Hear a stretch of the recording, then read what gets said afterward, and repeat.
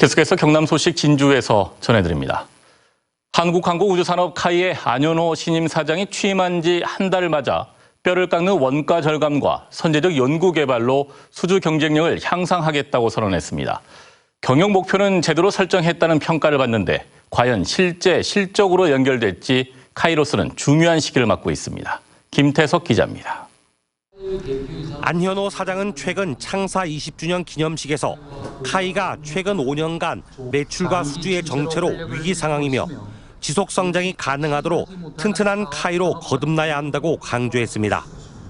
뼈를 깎는 원가 절감과 선제적 연구 개발로 수주 경쟁력을 지속적으로 높임으로써 미래 먹거리를 될 수 있는 혁신적인 사업들을 치밀하게 준비해야 합니다. 카이가 직면하고 있는 현실을 솔직하게 인정하고 회사의 모든 역량을 수주에 집중하겠다고 선언한 겁니다. 항공우주 분야 전문 경영인을 사장으로 영입해 경영 혁신을 원했던 내외부의 평가는 일단 경영 목표를 제대로 잡았다는 겁니다. 미래 성장 동력 TF팀을 만들어가지고 11월까지 새로운 기업 변화를 위한 아마 전문가 용역 행태를 해서 기업의 결과를 낼 것 같습니다. 다만 이를 실현하기 위해선 카이의 의지도 중요하지만 기재부 차관 출신인 안 사장이 국가적인 지원과 의지를 어떻게 끌어내느냐가 관건입니다. 취임하자마자 중간 간부급 이상 직원과 직접 소통해 적폐청산 등으로 경직된 조직 문화를 완화했다는 점도 긍정적으로 평가받습니다. 조직 문화가 조금 더 수평화되고 개인의 창의성을 좀 더 존중하는 방향으로 나아갈 필요가 있다고 생각이 되고요. 지역과의 상생 등 대외 협력 분야를 재점검하는 방안도 필요해 보입니다. 특히 최근 몇 년 동안 대규모로 채용한 신규 인력의 교육과 활용 방안, 고령화된 인력의 업무 재배치 방안도 안 사장이 미룰 수 없는 시급한 과제입니다. MBC 뉴스 김태석입니다. 태풍 미탁이 경남을 핥히고 간 지 일주일이 지났습니다. 경남 곳곳에는 당시 태풍이 몰고 온 해양 쓰레기를 치우는 작업이 한창인데 손이 많이 가는 데다 수억 원이 드는 처리 비용도 골칫거리입니다. 서창호 기자입니다. 페트병과 스티로폼이 자갈밭에 널브러져 있습니다. 곳곳에 흩어진 각종 생활 쓰레기를 쉴 새 없이 갈퀴로 쓸어 담습니다. 해양 쓰레기가 담긴 포대자루가 보시는 것처럼 수두룩한데요. 이 양이 인력으로 옮길 수 없을 만큼 많은 탓에 배를 이용해 인근 항구로 실어 날라야 합니다. 해안가를 따라 50km 남짓 이동한 한 해수욕장. 굴착기로 104장의 수북이 쌓인 폐목재 더미를 치우느라 분주합니다.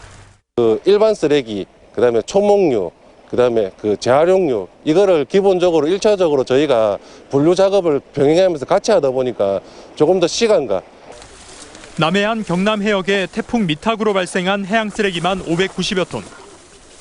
최근 3년 사이 자연재해로 흘러들어온 쓰레기 가운데 가장 많은 양입니다. 문제는 처리 비용입니다.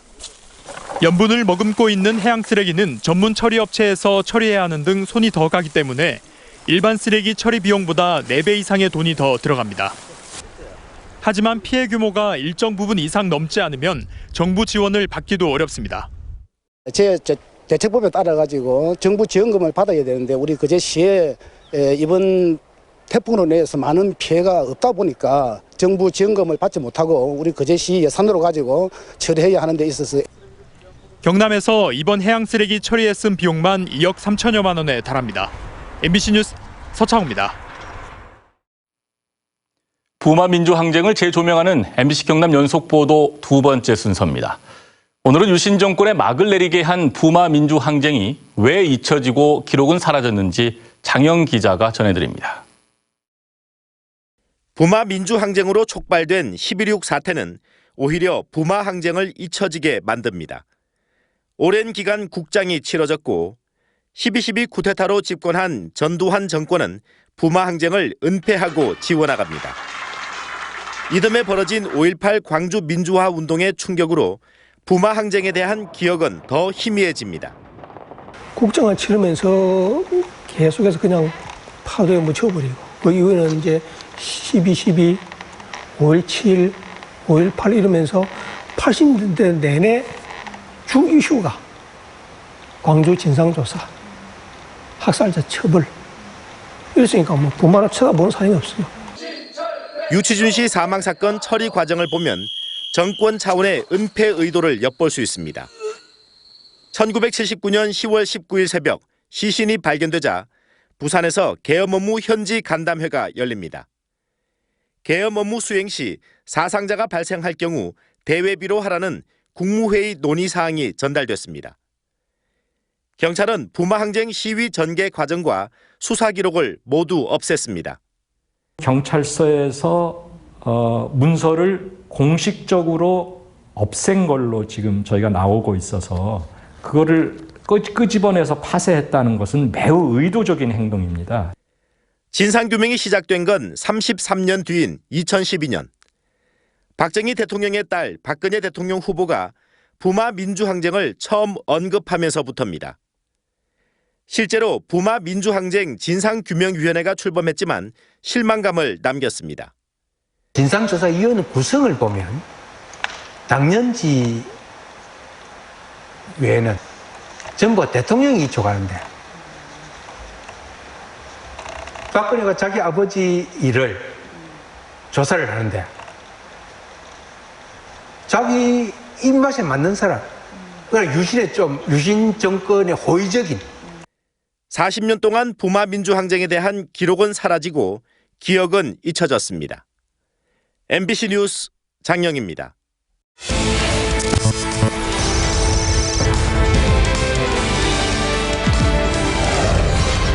현장을 기록하겠습니다.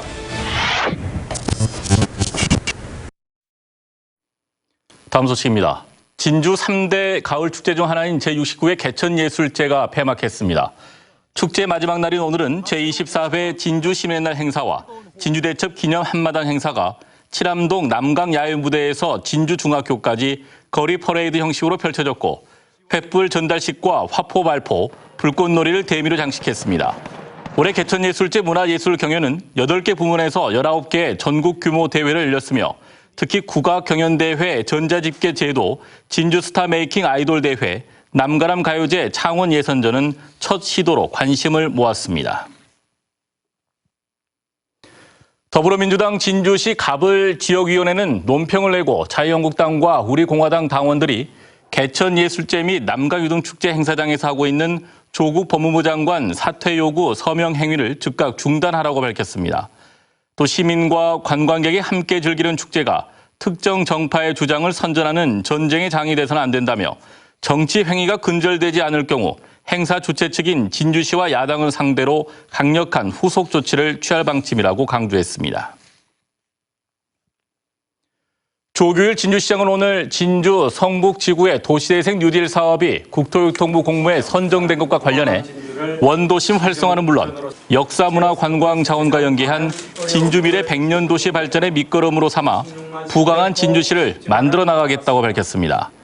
또 원도심의 전반적인 생활 여건 개선과 주민들의 삶의 질 향상이 이루어질 수 있도록 노력하겠다며 시민들의 장기적인 관심과 참여를 바란다고 강조했습니다. 6월 항쟁 정신 계승 경남사업회가 오늘 도청에서 기자회견을 열고 적폐청산의 첫 단추는 검찰개혁이라며 검찰개혁을 위해 시민사회, 종교계, 문화계 등을 포괄하는 가칭 사법개혁 경남시민연대 회의를 제안했습니다. 그러면서 국회는 공수처 설치를 포함한 패스트트랙 상정 법안을 조속히 처리하고 대통령과 법무부 장관은 신속하게 검찰개혁을 단행하라고 요구했습니다.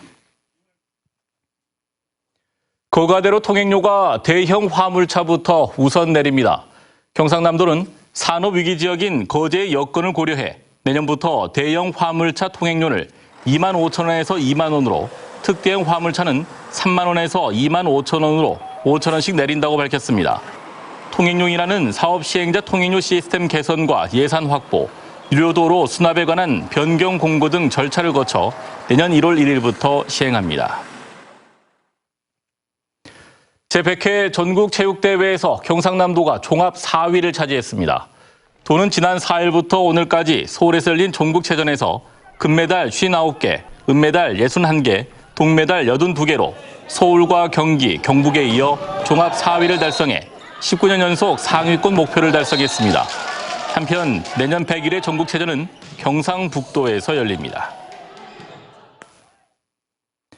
한국토지주택공사의 LH는 통영의 폐조선소 재생 사업인 통영 리스타트 플랫폼에 입주할 18개 단체를 선정했습니다. 이곳은 실직자와 지역 주민, 청년의 재취업과 신규 창업을 위한 공공창업 지원 공간으로 올해 12월 개소를 목표로 하고 있으며 공모에 응한 50개 팀 중에서 최종 18개 팀을 가렸습니다. 주요 아이템은 통영의 전통 설화를 주제로 한 애니메이션 제작, 나전칠기 상품 제작, 수산물 판매 플랫폼 등 지역 특성에 맞는 소재를 활용한 경우가 많았습니다. 지금까지 진주였습니다. 고맙습니다.